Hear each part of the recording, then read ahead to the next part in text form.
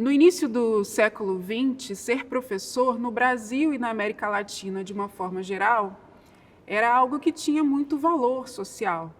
Em alguns locais, mais no interior do país, onde não tinha juiz, o professor podia atuar até como juiz. Meados do século XX, com todo o desenvolvimento daquele ideário de que escolarização significa desenvolvimento econômico e maiores oportunidades individuais, se começou a difundir a ideia de que temos que escolarizar todas as novas gerações, toda a população. E para escolarizar a população toda, era necessário formar cada vez um número maior de professores. Então, a partir daquele momento, uma série de políticas no Brasil e em outros países da América Latina facilitaram a feminização da profissão docente. E com a feminização da profissão docente, redução de salários, porque quem naquele momento aceitaria trabalhar por menores salários para baratear, né, a formação dos professores, as mulheres. Então, as mulheres foram incentivadas, recrutadas para atuar como professoras e os salários foram reduzidos, assim como as condições de trabalho também, ao longo do século XX, acabaram se precarizando. A gente precisa de uma reflexão mais complexa sobre a formação do professor. A gente precisa discutir, a gente precisa entender que existem fundamentos, metodologias por trás desse processo. Não é apenas o que ele adquire como conhecimento técnico da disciplina, mas é como essa disciplina ela é implementada, pensada para dentro da sala de aula e como ela vai ser transmitida para o aluno. Na área de educação, em geral, os estudantes eles são mais velhos e já estão inseridos no mercado de trabalho quando eles buscam um curso de graduação, muito em função, provavelmente, da LDB de 1996, que é a Lei de Diretrizes e Bases da Educação Nacional, que passou a prever a formação de ensino superior também para atuar na educação infantil e séries iniciais do ensino fundamental. Então, principalmente entre 1995 e 2005, nós vimos muitos professores que já atuavam há muito tempo nas redes voltarem para a universidade, para o ensino superior e para fazer a graduação em pedagogia e em outras licenciaturas. Então, em geral, a gente tem usado essa expressão de padrão invertido. Ao invés deles primeiro se formarem e, com o diploma de ensino superior, buscarem uma posição no mercado de trabalho, o que a gente observa é o contrário. Eles já estão no mercado de trabalho, já atuam na área de educação, já são professores e foram buscar a formação de nível superior.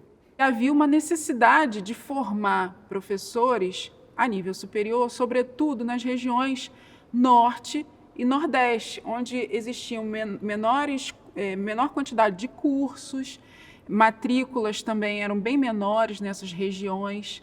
Então, houve uma expansão grande, inclusive, de instituições municipais, públicas municipais, ofertando cursos de graduação em pedagogia para poder formar o professor dessas redes, né, municipais do interior do país. E os cursos à distância também foram uma forma de formar professores no nível superior. O perfil selecionado da educação à distância é um perfil mais democratizante. O que significa isso? São alunos mais velhos, negros, mais pobres e são trabalhadores em sua maioria, que historicamente não conseguem se adequar à estrutura de um ensino presencial. Algumas instituições não dão a devida atenção ao processo do estágio, como se o estágio fosse algo, uma subcategoria. E não pode ser tratado assim, né? Porque o professor, mesmo sendo formado na educação à distância, ele não vai dar aula à distância, ele vai dar aula presencial. Ele vai dar aula com o aluno, no olho, né? A formação das suas redes de aprendizagem, os seminários, o dia a dia na escola. E a gente vê que, em muitos lugares, não existe uma dedicação a esse processo. A ideia é que a educação à distância ela é um meio para a formação do aluno, né? Ela não é o fim, ela não é a salvação do processo educacional. É através da educação à distância que você vai construir a sua formação. Então, o que está por trás disso, né? O conteúdo. Nós temos que adequar nossos currículos, pensar nas questões do material didático. Então, tem uma série de processos que perpassam a ideia da introdução, da implementação das tecnologias de comunicação e informação. Ninguém aqui é contrário à EAD.